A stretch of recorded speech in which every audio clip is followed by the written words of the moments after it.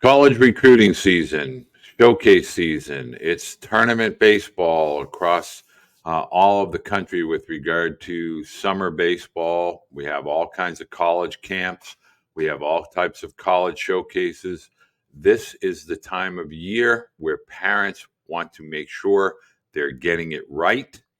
And today we're going to discuss the biggest mistakes that parents will make in 2024 with regard to college recruiting. Before I start, I want to let everyone know we're this close to 7,000 subscribers. Please hit that subscribe button. Share the channel with your baseball community, your family, and friends. Really trying to grow the channel to up over 10,000 subscribers by the end of 2024. Hit that notification bell and help us grow with regard to the algorithm on YouTube. Now, biggest mistakes that parents make is they're chasing other athletes' paths. What has happened before is no longer applicable with what is happening today. I cannot emphasize that enough. Whatever you think other travel programs have done for their student athletes in years past, whatever you think recruiting agencies have done with student athletes in the past, no longer applicable. What has to firmly be entrenched in every parent's mind is that new legislation, there's going to be a new division of college baseball.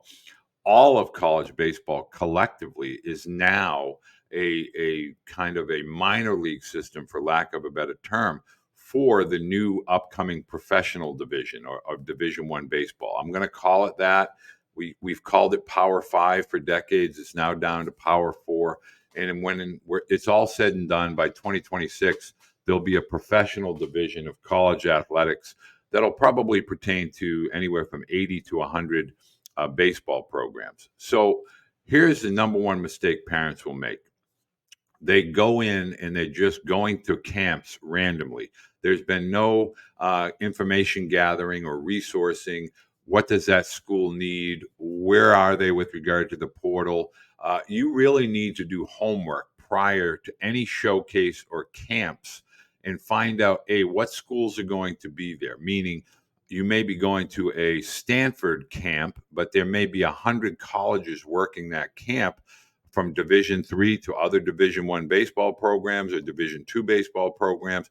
Find out what camp schools are going to be there teaching and working with athletes, and do some homework on those schools. When you're going to a specific college or university, find out how active they are in the portal. You can no longer go into a camp or a showcase blindly and hope somebody discovers your student athlete.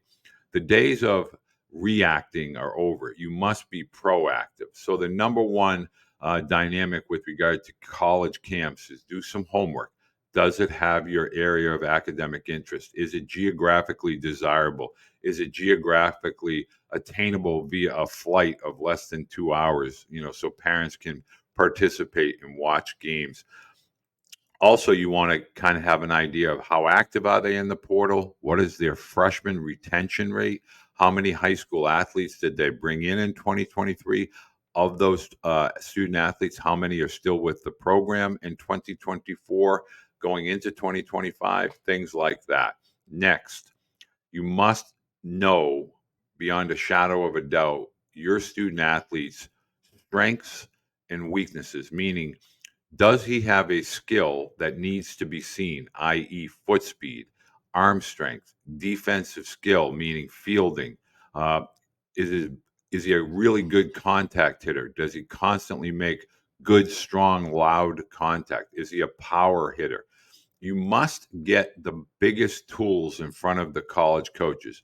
Don't go to a camp that isn't going to offer, some sort of foot speed metric. If your son or your student athlete has elite foot speed, make sure that gets seen and is visible to the college coaches. Next, be versatile. Don't show up at a college camp or a showcase and just play one position. The same can be said for games.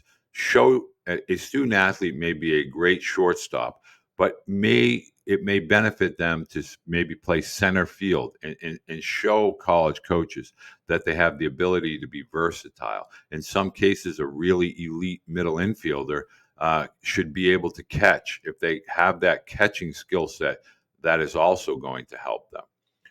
Next, make sure as a parent that you are not approaching coaches. Don't approach scouts. Your student athlete should have the dialogue with the college coaches, not the parents. Parents, don't fill out the coaching, the camp questionnaires. Don't fill out the recruiting questionnaires. Do not engage in email interaction with college coaches.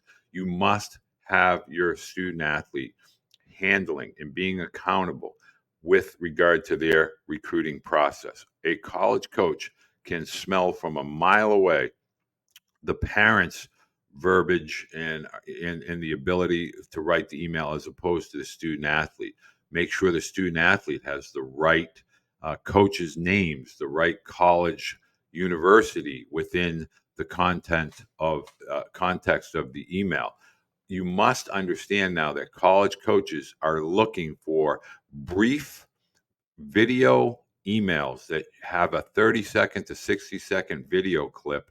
Don't send a game footage and it's from 100 feet away, and don't send a game footage from a game where they don't have the ability to see the opposing team. Meaning, did your son go 3 for 3, but the pitcher was 79-82, or was the starting pitcher 89 or 92? You really want to get close-up video. Keep it short, keep it concise. Make sure there's no music. We don't need Eminem or Dr. Dre or any of that in the background. All you need is video that clearly shows your student athlete fielding, pitching, hitting, etc. Keep it brief. Include a transcript if you have access to a transcript, and get those personally written emails out or direct messages out to college coaches. Hope this helps. We're going to continue to do these types of videos. We're going to really do a long version of this video with the University of Tennessee with Dave and Parker Serrano coming up. But I wanted to make sure we got this out for the upcoming showcase and camp season. Please share the channel with those within your baseball community, and have a great week in baseball.